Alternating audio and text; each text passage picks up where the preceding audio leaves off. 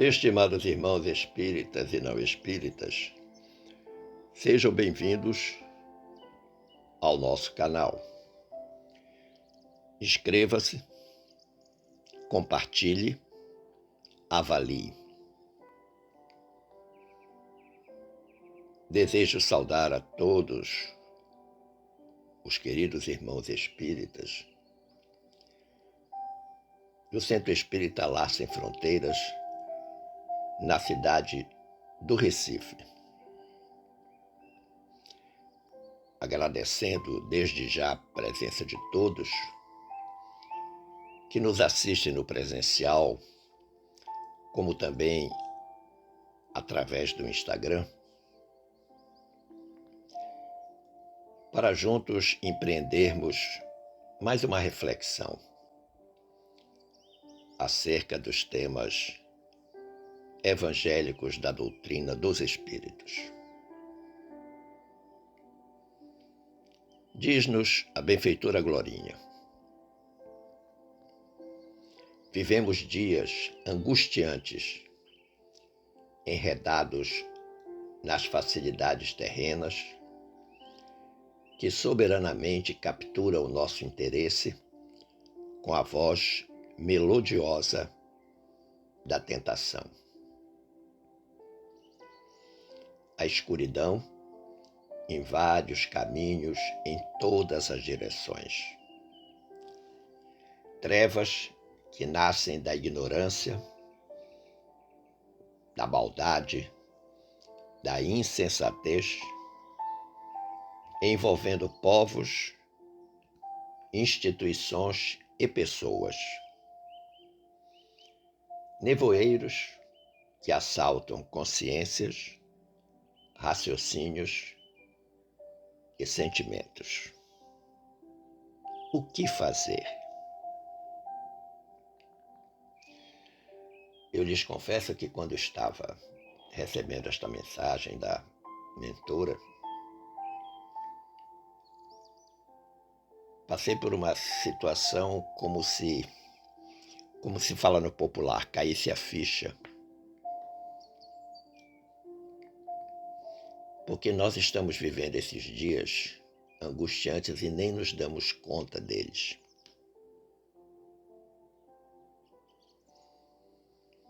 Situações que vemos acontecer no mundo, conosco, com nossos familiares, amigos, nos deixam profundamente surpreendidos. Por essas razões que a mentora aponta: a ignorância, a maldade, a insensatez. E a partir desta afirmação da benfeitora Glorinha, surgiu então a ideia do tema desta reflexão: eu sou o caminho. Uma frase de Jesus que está nos seus evangelhos,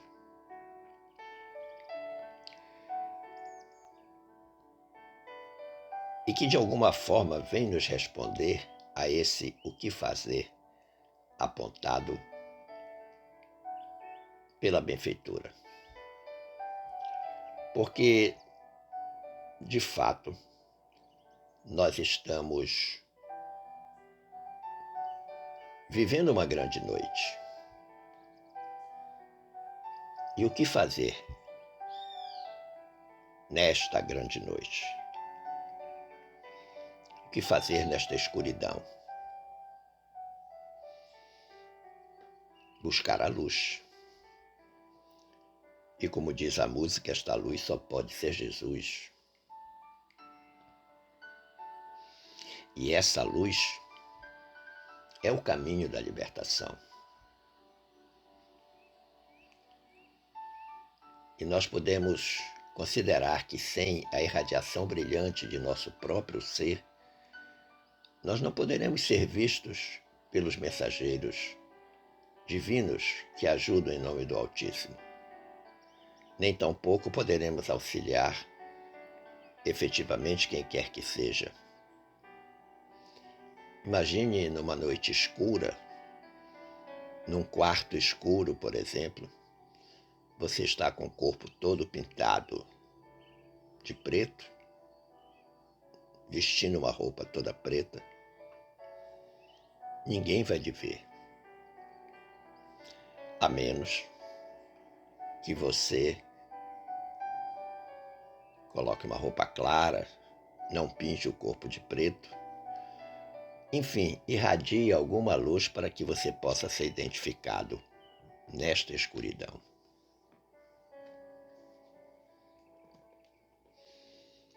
E como eu disse anteriormente, citando a música, essa luz só pode ser Jesus.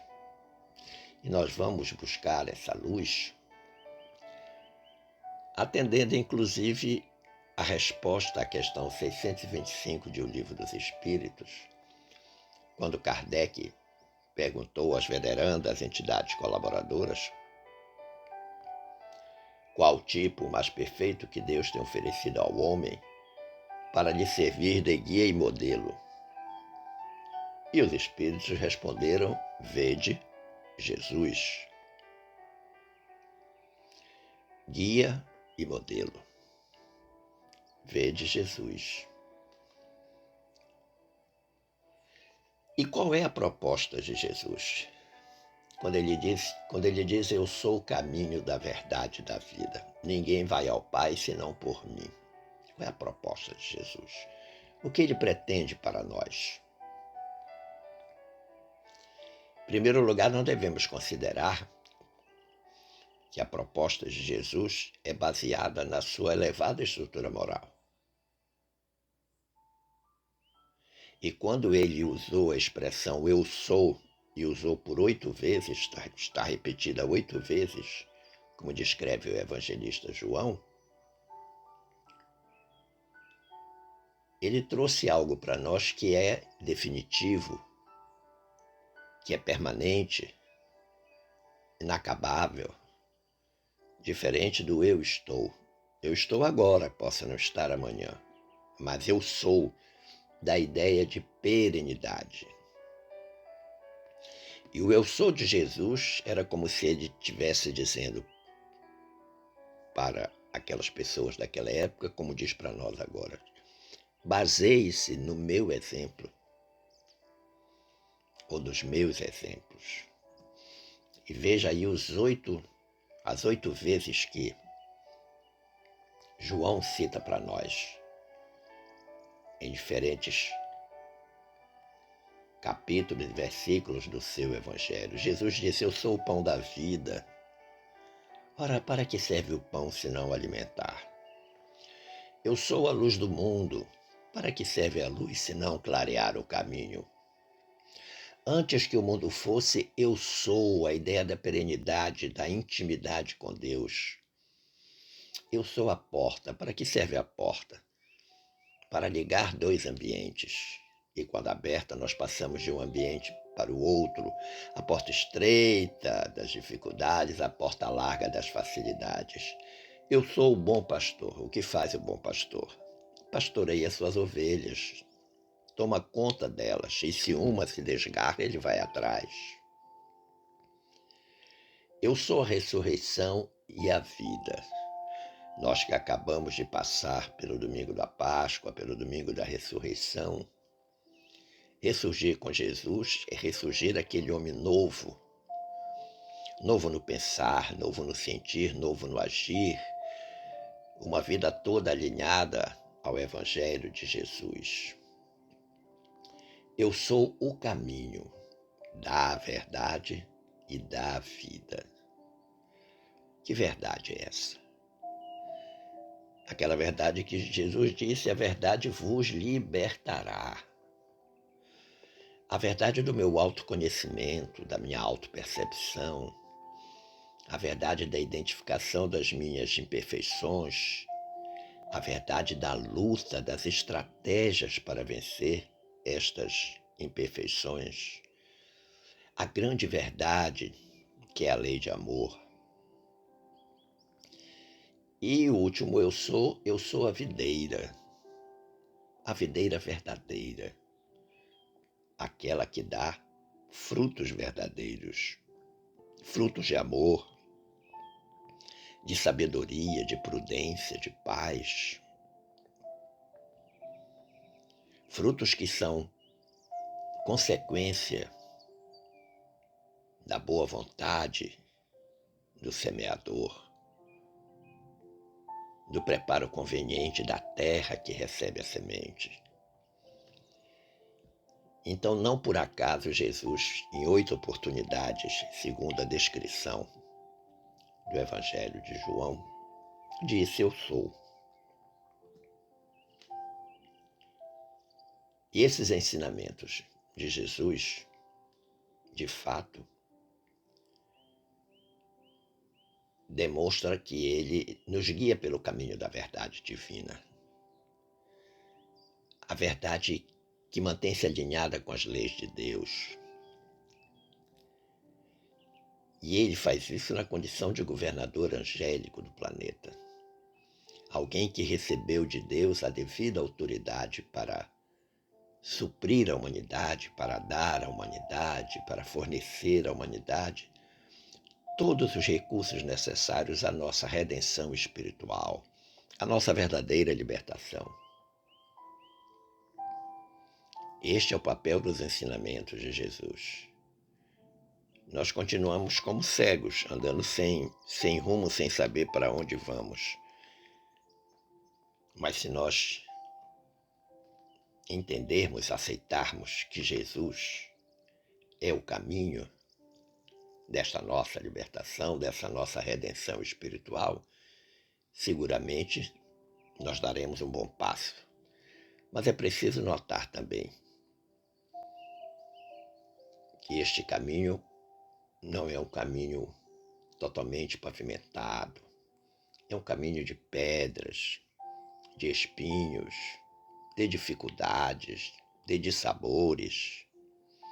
É um caminho de muita luta. Não podemos nunca nos esquecer disso. Sendo o Evangelho de Jesus esse código de moralidade que ele ofertou à humanidade, e dentro do seu Evangelho nós temos uma parte extremamente importante, que é o Sermão do Monte, ou Sermão da Montanha, que além de ser um código de moralidade, é um código de conduta. O Evangelho de Jesus, todo, na íntegra, prega para nós a reforma moral,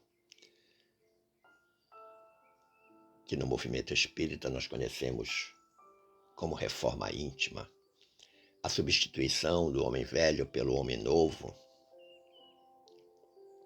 a remoção de todos aqueles entulhos que representam as nossas imperfeições, as nossas dificuldades, o saneamento moral da nossa intimidade psíquica.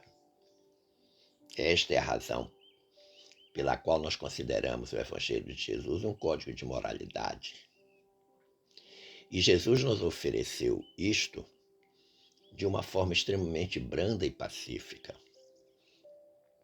Ele não usou nenhuma coerção, muito pelo contrário. Ele foi manso, humilde, brando, sereno, pacífico. E todas essas virtudes que ele tinha, ele exaltava, procurava exaltar nas outras pessoas, provocar nas outras pessoas, como provoca a nós. A nossa mudança, a mudança que nós queremos no mundo, tem que ser feita de forma tranquila, justa, serena, sob pena de nós não colhermos o fruto da redenção espiritual. E esse Evangelho de Jesus, a sua prática, é o único caminho que nós temos para o tão decantado mundo de regeneração, que não é o mundo físico, mas é o nosso mundo interior, regenerado. Mundo do qual nós retiramos os entulhos das imperfeições, daquilo que constitui o nosso lado sombra para fazer valer o nosso lado luz. Esta fala de Jesus, eu sou o caminho, traz para nós alguns significados enquanto espíritas. A primeira coisa que devemos pensar, para que serve o caminho? Seguramente para levar a algum lugar. Há caminhos retilíneos, há caminhos sinuosos, há caminhos tranquilos, há caminhos atropelados, caminhos cujo piso é regular, caminhos cujo piso é irregular. Podemos seguir por uma estrada retilínea, bem pavimentada, bem iluminada, mas também podemos seguir por caminhos tortuosos. Sem dúvida isso vai acontecer. E que lugar é esse que o caminho deve nos levar, segundo a fala de Jesus? Aquilo que eu falei anteriormente, o caminho da redenção espiritual. Esse é o lugar. É para lá que nós iremos. E que não é um lugar físico, como eu disse, é um lugar psíquico. É um lugar que representa o apaziguamento interior de cada um de nós. E quando nós chegarmos a esse verdadeiro lugar, nós teremos encontrado o reino de Deus, que o próprio Jesus anunciou. O reino de Deus está dentro de vós. Então, a grande luta não é fazer uma viagem para fora, mas é fazer uma viagem para dentro, para buscar esse caminho, porque esse reino de Deus é um reino de paz, é um reino de sabedoria, é um reino de tranquilidade, é um reino de boas obras. Essa é a grande razão de Jesus ter dito, eu sou o caminho. Agora, este caminho, claro que vai oferecer para nós desafios. Desafios que deverão ser enfrentados com dignidade, com determinação, com força de vontade. E talvez o primeiro grande desafio deste caminho que nós devemos fazer para chegar a este reino de Deus que está dentro de nós é o da renúncia. Jesus disse determinada vez, se alguém quer vir após mim, negue-se a si mesmo, tome sua cruz e siga-me. Está lá no versículo 24 do capítulo 16 do Evangelho de Mateus. E veja que Jesus diz, se alguém quiser, se alguém quer. Ele colocou a partícula C, dizendo que, olha, é decisão de cada um de vocês, eu não obrigo vocês. Como eu disse anteriormente, a autoridade de Jesus é branda e pacífica. Então, se alguém quer vir após mim, quiser me seguir, negue-se a si mesmo. O que é negar a si mesmo? Ah, então eu vou me abandonar? Não, não é isso. Negue a voz melodiosa das tentações que o Espírito Glorinha falou na introdução desta reflexão. Negue-se a esta velha forma de ser como está sendo até hoje. Entenda que as suas dificuldades todas poderão ser saneadas, se você quiser. Se for da sua vontade, se for o seu desejo. Tome a sua cruz e siga-me, a cruz do dia a dia, a cruz das dificuldades, das incompreensões, a cruz da própria luta de superar a si mesmo. É necessário fazer isto. O segundo grande desafio é o compromisso que nós devemos assumir com esta mudança interior. Se o reino de Deus está dentro de mim, e se eu quero caminhar para encontrar esse reino, e se este caminho só pode ser Jesus, eu tenho que assumir um compromisso comigo mesmo de buscá-lo. e buscá-lo decididamente, sabendo que eu vou enfrentar dificuldades. E como diz o Emmanuel, lá no capítulo 48 da obra Mãos Unidas, urge não esquecer que as nossas dificuldades podem ser modificadas, mas não extintas. As dificuldades da vida, todas elas são mestras, são professoras. Elas vêm para nos ensinar. Nós podemos modificar um estado de dificuldade, mas talvez a gente não a extinga por completo. Vamos imaginar que a nossa dificuldade é a impaciência. Se esta é uma dificuldade, se este é um defeito, se esta é uma imperfeição, e eu estou determinado a vencê-la, evidentemente que a vida me oferecerá constantemente situações em que a minha paciência vai ser testada. E nesta luta de melhorar, de me tornar uma pessoa mais paciente, eu vou gradativamente ficando menos impaciente. Mas essa característica não vai desaparecer como que por mágica do meu comportamento.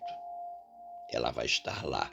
Mas todas as vezes que a situação for de impaciência, eu deverei desenvolver, a partir do Evangelho de Jesus, estratégias para vencê-la. Posso ter uma recaída? Posso. Por que nós temos recaída? Porque a célula doente continua no organismo. O terceiro desafio é desenvolver o que eu chamo resistência espiritual. Nós dizemos que desenvolvemos a resistência física através de uma boa alimentação, de exercícios saudáveis, das vacinas que tomamos. Nós fortalecemos o corpo físico e o corpo espiritual. Qual é a vacina que a gente toma? Quais são os exercícios que a gente faz? Como a gente alimenta esse corpo espiritual? Porque, sem dúvida, que o caminho vai apresentar uma série de desafios neste diapasão. Desenvolver resistência espiritual, por exemplo, para as incompreensões alheias. Você nunca se sentiu incompreendido em casa, pela esposa, pelo esposo, pelos filhos, pela família, pela sogra, pela cunhada, pelos amigos. Você nunca ficou chateado, triste no trabalho porque alguém não compreendeu uma conduta, uma atitude sua? Seguramente você já passou por isso, todos nós passamos. Agora, como é que você reage, como é que eu reajo quando eu sou incompreendido? Esse é um desafio. Vocês imaginam o quanto que Jesus deve ter sofrido interiormente, depois de ter feito tanto bem, de ter falado tanto sobre o amor, terminar a existência humana da forma tão bruta e dolorosa. Olhar aquelas pessoas que ele curou de alguma forma e que acabaram condenando ele à morte na cruz. Resistência espiritual para os momentos de necessária solidão. A solidão é algo que nós devemos buscar em determinados momentos. Que nós devemos fugir ao burburinho do dia a dia. Que nós devemos nos voltar para nós mesmos. E muitas pessoas não gostam desses momentos de solidão, porque são momentos em que a consciência, estando mais tranquila, vai abrindo e mostrando as dificuldades, os problemas, as imperfeições, as resistências que nós temos de mudança. A solidão muitas vezes é necessária nesse aspecto. E solidão não significa não ter ninguém por perto, mas solidão no sentido de que eu estou desprendido das circunstâncias que me cercam. Estou voltado para mim mesmo. Resistência espiritual para amar e auxiliar aqueles que nos fazem oposição com tolerância e bondade. Amar e auxiliar com tolerância e bondade aqueles que nos fazem oposição. Muitas vezes, diante daqueles que são contra nós, a nossa estratégia é nos afastarmos deles. Já que você não concorda comigo, tá, eu vou me afastar. Me afastar porque aí eu não brigo com você, a gente não discute. Essa é uma atitude razoavelmente covarde. Por quê? Porque a oposição que está sendo feita para nós é o teste que a vida nos oferece para saber até que ponto nós estamos caminhando na busca desse reino de Deus que está dentro de nós. Até que ponto nós estamos utilizando o Evangelho de Jesus como um instrumento de superação das nossas imperfeições. Desenvolver resistência espiritual para fazer das contradições que nos alcançam objeto de estudo e renovação. Tudo aquilo que contraria o nosso ponto de vista deve ser estudado, deve ser pensado, deve ser refletido. Por que a coisa é desse jeito e não é do jeito que eu estou pensando? Por que é que eu faço algo esperando o resultado X e me vem o resultado Y? Aquela célebre expressão, né? Onde foi que eu errei? Agora, tudo que é contra aquilo que eu estou pensando não vem para me destruir, mas vem para me obrigar a uma reflexão. Existe uma frase do Chico que foi resposta à seguinte pergunta. Perguntaram para ele: Chico, quantas pessoas falam mal de você? O que é que você faz? Chico respondeu: se porventura o que estão dizendo for verdade, eu me esforço para corrigir-me. Se não for verdade, eu simplesmente esqueço. Ele analisa, ele percebe o que está sendo dito, faz uma reflexão. Se for verdadeiro, ele se renova, ele se modifica, ele se corrige. É essa a orientação que ele está dando para todos nós. No capítulo 33 da obra Contos e Apólogos, do irmão X, o grande Humberto de Campos com Chico Xavier, irmão X, em determinado momento, diz assim: vai e constrói. Quem vai, vai para algum lugar. E para chegar a esse algum lugar, vai por um determinado caminho. E aí eu coloquei como título da reflexão desta frase do Humberto de Campos: o caminho exige. Aí o Humberto de Campos diz: segue e atende ao progresso.